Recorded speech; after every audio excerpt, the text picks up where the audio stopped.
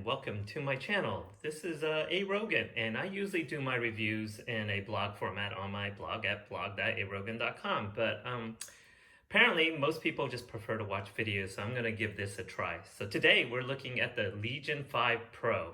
This is the 2021 that was just released in the US. It's been released in other territories earlier. And I've been using this as my everyday driver for both work and some play, but mostly for work, for over 8 or 9 hours a day for over the past week, a little bit more than a week. So I just wanted to give you some of my thoughts on how it's been working out and give you some more practical impressions of using this laptop that aren't covered by the many other great reviews out there like Jared Tech. So if you want to look at temperatures and lots of gaming benchmarks and things like that, please go check out one of those reviews, as I will be trying to cover other areas that I did not see mentioned in those reviews. As far as build quality, I feel it's pretty great. As far as I'm coming from a MacBook Pro 2014 personal laptop, and then the work laptop I was previously using was a MacBook Pro 2017. On desktop, I have a pretty nice gaming rig, and it's all Windows, of course. So I'm familiar with most operating systems. I play a lot with Raspberry Pi, so I'm very familiar with Linux too. So I don't really have a whole lot of bias with OSs, but I'm starting to enjoy Windows more, especially since I'm a software engineer who primarily develops in the ASP.NET Core ecosystem. So I'm a full stack developer. I use .NET Core and C# for all the mid-tier backend work, and then front end is all Vue.js and Quasar. So heavily embedded in microservices. So I run a lot of Docker containers. So my workload is I need a lot of RAM, I need a lot of CPU, and the graphics are really just for fun. So I can use my work laptop also for play. Work was graciously enough to allow me to choose and pick out this new upgrade for work, and also have a great RTX 3070 in there for play. So I just have the one laptop that can do basically everything now. So this is the model that is the Ryzen 5800H with the RTX 3070 with 140 watt max on that, so it's a very powerful 3070. I did opt for the 16 gigs of RAM with the 2 times 1 terabyte NVMe SSDs. The reason is, if you look at Jared Tech's reviews on this laptop, you'll notice they kind of cheaped out on the RAM, and they use some slower timings, and you don't quite get all the performance out of it as if you use like regular good sticks of RAM typically that you would buy. So I did replace the RAM with 32 gigabytes of RAM, so that kind of covers that scenario. And plus, NVMe's SSDs have been getting more expensive lately due to Chia farming, crypto farming. I'm all for crypto. I mean, there's nothing wrong with crypto, but yes, that's just kind of the reality of the situation, and prices have been creeping up steadily, so I wanted to replace the RAM anyway, so I went for more storage space and upgraded the RAM myself. I'll also be just covering a few other accessories and products and adapters and things like that I use with the laptop. And any sites or products I mentioned, I will try to leave a link in the description, so please check there. For the entirety of this video, I'll be running the laptop in performance mode with hybrid mode turned off, which means we're directly connected to the dedicated RTX 3070 GPU and not using the integrated graphics on the Ryzen CPU. So far, I haven't really had too much problems with thermals or fan noise. It does kick up under a heavy load, obviously, when I'm working or when you're gaming. You're going to hear it for sure. But overall, the heat coming through the keyboard is not bad at all. As far as price and availability goes, as you can see, it's been out of stock. I ordered this when it came out in June 3rd. I immediately got on and ordered it. The model I ordered was like 1900 and change, and then swapping the RAM was another 164. After all taxes and everything, you're looking close to $2,300, but you could resell, obviously, the original 2x8 16 gigabytes of RAM if you want to, and recoup some of that cost. It did stay in stock actually for a good like 2 or 3 days before it went out of stock. So there was a bit of a time, if you were kind of on top of things, to get this, especially during this this kind of worldwide electronic shortage. I was very happy I was able to get one of these and got it shipped out to me pretty quickly. One thing that was really refreshing about this laptop was there's very little crap or bloatware pre-installed. The only thing I really found offensive was McAfee, and so I immediately uninstalled that. But everything else, I went through program files and control panel, and there was really nothing else. Just the Lenovo Vantage software, which is great. It's used to control many aspects of your laptop, so you want to keep that. And there was really nothing else, so that was very refreshing. So next we're going to compare the size of the MacBook Pro 2017 on top, the 2014 in the middle, and the Legion 5 Pro on the bottom.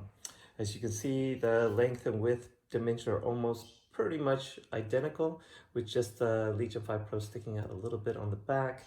Now let's take a look at the thickness. And you'll see that the Legion 5 Pro is quite a bit thicker than the MacBooks. He is definitely a thick boy, but also weighs at 5.4 pounds, so there's definitely some heft, but I bought it for the sheer power of the thing, not for ultra portability. During work, when I'm developing, usually when I have all my containers running and I'm debugging, running locally the entire application and all the other editors and applications and IDs I need to be running, I typically take up like 16, 17 gigabytes of RAM. So definitely 32 is highly recommended for development work. And of course, it can't hurt for gaming.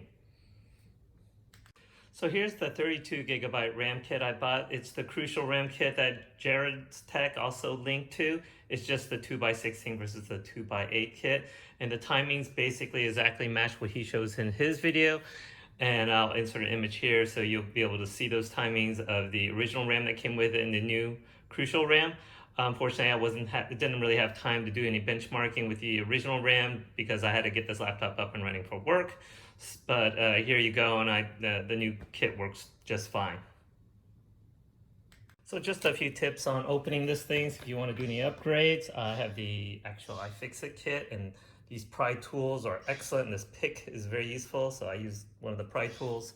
And what you want to do is, once you remove all the screws from the bottom, and make sure they're different lengths, so make sure you keep track of it. You want to start right here in this corner is what I did, and kind of got a pry tool in here, got some picks, and just slowly work my way around the edge on the front here, and just go all the way around on both sides, and just be careful around the vent. You're gonna have to work around the vent a bit, and then the whole thing will just come off, but it wasn't too bad.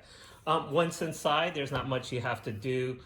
Getting to the RAM, at least, you don't really need to unscrew anything. It just kind of pops off, so just kind of be careful and wiggle it off, and you should be able to get to the SODIMM slots, no problem. Here's a short test of the D drive, which is the second NVMe drive that was factory installed. It's a 1 terabyte. It seems to run very fast. It runs fine. I don't know if it has a DRAM cache or not. I didn't really look into the model, but getting around 3600, 3500 read-write speed, so it's plenty fast. It's fine. After a restart or cold boot, you want to mash F2 to get into the BIOS. I just wanted to show you a really interesting feature I found that I didn't notice in too many other computers, laptops that had this. So one thing you typically want to do is when you're replacing the hardware in your laptop, typically you want to disconnect the battery just to be on the extra safe side. So that way you don't have to worry about shorting anything out when you swap out the RAM or you install an NVMe or something like that. So right here, you'll see this feature called Disable Building in Battery. I assume that's a misspelling, but either way, you can enable this basically and then reboot. And after that, disconnect your power, and then it basically temporarily disconnects the battery from the system, from the motherboard. So then you could safely go swap your RAM without actually physically disconnecting the connector, which is a little finicky and really tiny and probably easy to break. And then once you reconnect AC power, it goes back to normal and it starts providing juice from the battery again. So great feature. So there is one minor annoyance that I found I want to share that you might not be aware of is over in the power settings, you have this ability to always have USB on to supply power for charging. And now obviously I have this turned off, and you can also check on the BIOS. It does the same thing there. They're basically the same switch. And it only works when you're on battery power. If you're plugged in, the power still gets always delivered to ports, and there doesn't seem a way to stop that. I've looked in several different USB power settings in Windows and wasn't really ever able to disable it in just deep S3 sleep. Now, if you hibernate, that's a different story. That will completely cut off the power to the USB ports, even when plugged into the AC adapter. There's a couple of ways around that. So one, the most annoying thing is I got this Targus Chill Mat, which works pretty well. And I'll plug it in here for you. And what it has is no power switch. So what I did was I bought this dongle here that basically puts in a power switch in line into the USB cable. And that seems to work just fine. I'll plug it in for you so you can kind of give it a listen to see how loud it is for you. I think it's not too bad, and I'm not sure how much cooling it actually supplies, but better than nothing, I guess. So I'll be quiet here and you can hear the sound of the fan. And then now with this hardware switch, I can just turn it off whenever I want, even when it's just sleeping.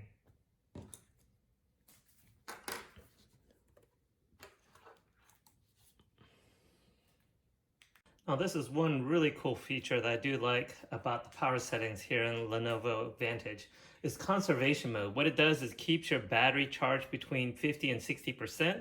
So that way you conserve your battery. It's not gonna like blow up or, expand like I've had happen in other laptops where over time in the heat, they tend to balloon up and then you have to swap them out. They start pressing against the trackpad and all that. Here they keep it between 50 and 60. You have this mode turned on, which is what I'm going to leave it on most of the time since I'm plugged in almost always, except when you travel. Then maybe the day before, turn this off, maybe flip on rapid charge, get that thing topped off to 100% before you leave, and then you're good. So this feature has been introduced on Macs about a year ago or so, pretty recently, and I think it's a great feature. I'm glad to see it here in the Lenovo Legion 5 Pro. One thing I did want to point out is you do get full G-Sync support when you have the hybrid mode turned off, otherwise you get FreeSync. So another reason to leave it off, besides the bump in performance. And this is a 165 Hertz IPS panel. I've never owned a high refresh rate monitor of any kind, so this is my first one that's anything above 60 Hertz. And I have to say I'm really pretty blown away, so I definitely need to upgrade my desktop monitors now. Also, I'm going to show you that Rebar is definitely enabled out of the box. I'm also happy to say that this laptop came with the latest version of the BIOS too. So here you go, Rebar is set to yes. So I didn't have to do anything. Everything was pretty much set up and working out of the box. You can also see it in GPU-Z. It's the same thing. Here's the UFO test running, and yes, I have to say 165 frames looks a heck of a lot smoother. So at the time of shooting of this video, you currently can't buy an extra 300 watt power supply. The highest it goes is 230 watts. I purchased this slim version for about $100, and you can see it's quite a bit smaller than the original 300 watt power supply, which is above, and the new 230 watt here is below. It's the same thickness though. Weighs quite a bit less too. When I'm just idling on the Windows desktop, maybe with the browser open, looks like we pull around 36 watts from the wall using a kilowatt meter. So next I'm going to test several different gaming workloads to see how much power is drawn from the wall using a kilowatt meter. And you'll find out that it's usually around 200 watts max, but there could be spikes that go higher than that, but I didn't measure it. So you're probably okay traveling with a 230 watt, but I'm kind of glad they gave you a 300 watt for that extra headroom. So here we are running at about 115, 116 frames per second, Destiny 2, native resolution, everything maxed out, screen at the maximum brightness.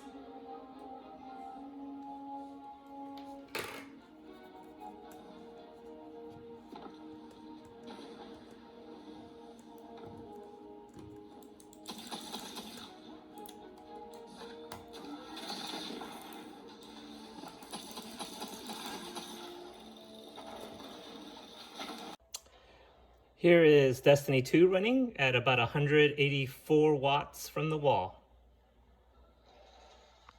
Here's some Cyberpunk with ray tracing turned on, everything turned on, native resolution, DLSS is on, running around 65 frames per second. It will drop into the 40s under driving and heavy load conditions, but very playable. And if you turn RT off, it spikes over 70-80 frames, so it's plenty good. Pulling just over 200 watts in Cyberpunk 2077.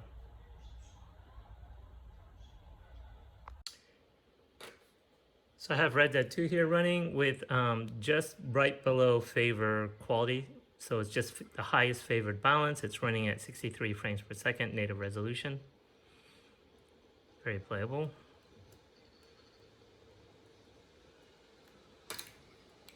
That gives you an idea how the fans sound when they really crank up. It does get pretty loud.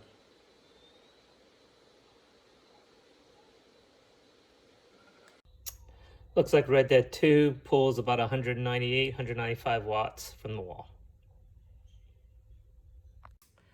So I have a few annoyances with this keyboard and the layout of the touchpad. So typically when I'm on a desktop, I'm using a 10 keyless mechanical keyboard, and I really have a dedicated 10 keypad when I need it for, like, say, during tax time or something. But most of the time, I don't really need it. I prefer to have my mouse closer to my keyboard and not so far apart. On this laptop with the 10 keypad, I really wish it wasn't there. I would have preferred a little bit more spacing between the keys and everything a bit more centered, and just forego the num pad. I just really don't see the point out, unless you're working in Excel spreadsheets all day. I guess that's the only time. I guess every person's need is different, but for me, I really kind of hate it. Especially when you're typing too, sometimes you kind of overreach the backspace. You might hit the num lock. That happens occasionally. And also this touchpad, I don't really, its palm rejection is good. I mean, I don't see that being a problem really. It's good. The only problem is sometimes when I'm tapping on the far right, because it's so far to the left, I tend to tap on the right side of the pad. Sometimes it doesn't seem like it registers all that often. So just a few little quirks here and there, but livable.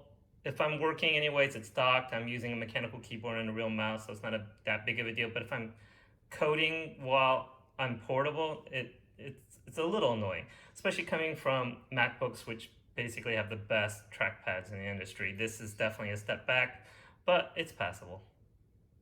So this is my home office setup, and this is where I work daily since I do work from home. Does this qualify as a battle station? It does have a Kia table and a Herman Miller chair, so maybe it does. So I have just two basic 60 hertz 27-inch IPS monitors, Asus monitors, and I just kind of have a nice little basic Amazon basic laptop stand, so I have a tri-monitor setup. It works very well for me. Compile times are so much better now, so much faster for debugging and just everyday work compared to my 2017 MacBook Pro. Just a couple of adapters that I do use. Not full-blown docking station, but pretty close. I have one Anchor hub that basically covers my Ethernet and one of the monitors and keyboard and mouse. So that's one USB-C that I use. That's for power, and that's the 230 watt that I use, and that I just kind of leave here. And then I have another USB hub for my headset, and just the speaker cable for sound. For mice, mainly for work, I use the wireless G305 Logitech, which goes for sale for around 40 bucks. It is a great wireless gaming mouse for pretty darn cheap. I also picked up this Razer Orochi V2. Very lightweight. I use lithium-ion AA batteries in each of these to keep the weight down and also increase battery life. But I typically use this one for work, and I kind of like the size, the bigger size, because I'm more of a palm grip. This Orochi V2 is a little bit on the small side, but still very usable. Very convenient if you want to use it in Bluetooth mode without a dongle. Works fine for productivity. Then you just plug in the dongle if you want to game with it. And just for kicks, I decided to test to see if you can hook up 4 total displays, 3 external and plus the one on the laptop, and apparently it works just fine. So you too now can be overproductive with 4 displays at the same time. So you've got the display port out through the USB-C here. You got also another one here, which also accepts power delivery up to 100 watts. And then you have a dedicated HDMI port here.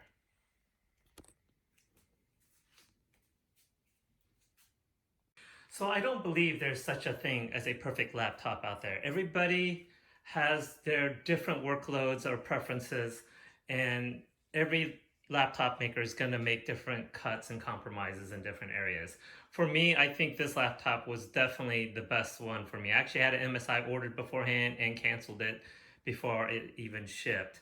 The main things I really like about this laptop is the 16:10 display, 165 hertz G-Sync, a very powerful 140 watt RTX 3070, that new 8-core Ryzen CPU, 16 threads, plentiful amount of ports, lots of monitor support for productivity, actual 2 SODIMM slots, not one soldered, an actual webcam, even though it's not great, at least it has one. I can't understand why Asus decided to make a whole line of laptops without webcams. It made no sense. I'm glad they're bringing it back. But these were the kind of critical things that were important to me. I felt the price was fair, if a little bit high. Thanks to work, they actually paid for this, so awesome. I love my job. But anyways, I think this laptop has been awesome so far, at least for me, and I hope you found some of this information informative. Thanks for watching the video, and I hope you found this informative and maybe learned something new that you didn't find in other reviews.